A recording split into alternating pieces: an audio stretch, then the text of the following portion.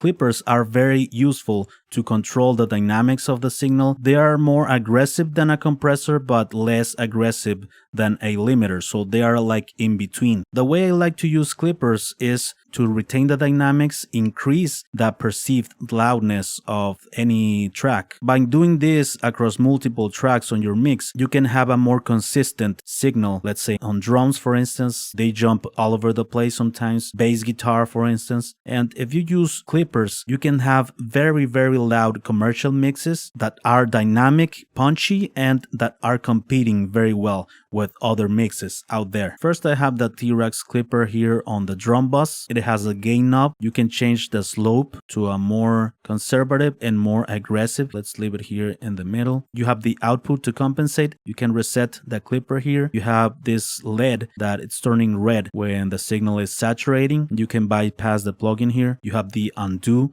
or redo button, and you can compare 4 different versions of what you're doing in this processor. So for instance, here on the drums, I want you to pay attention here on the meters to see where the drums are peaking. They are a little bit out of control. With this clipper, I'm not just going to control the dynamics, also the loudness and the perceived loudness of the drums will increase without necessarily adding more volume. I just clipped a little bit the peaks, maybe 1 decibel of gain reduction, and the perceived loudness of the drums increased. So these are the drums by themselves.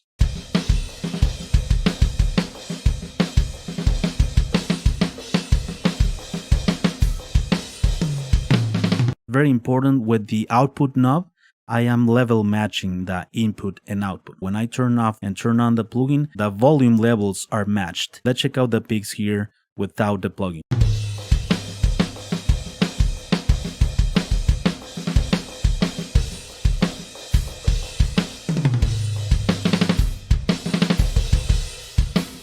Around -8 decibels are the peaks of the drum bus. Let's turn on the plugin to see what it's doing to the signal. Also very cool because the more you increase the gain, the more saturation you add to the signal. So sounds great. Let's check it out.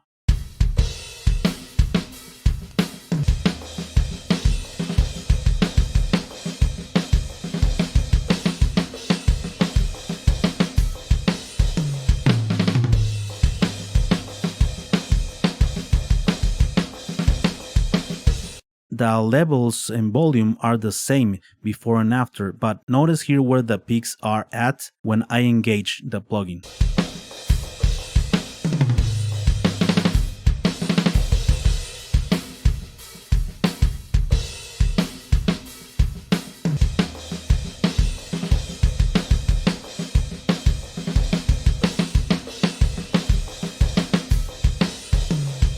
As you can see, -12.6. This means that the clipper is controlling the peaks, the dynamics of the drums, but the volume is still there, right? We did not lose volume by doing this. We have the same volume and we control the dynamics. So we are gonna have a more punchy drums, but also with loudness. You can also combine clippers with compressors to achieve this. Now I'm gonna be using the classic clipper from IK Multimedia on the master channel on the mix bus to achieve the same thing. By controlling the dynamics and clipping a little bit of the signal, I can get louder mixes in mastering. So let's listen to the mix and let's see where are the peaks here in my meter.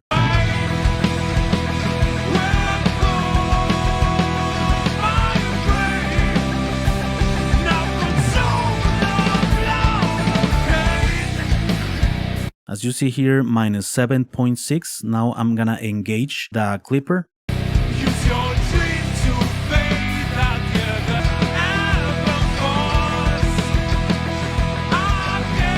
Engage like the century of no slave. Let go my brain.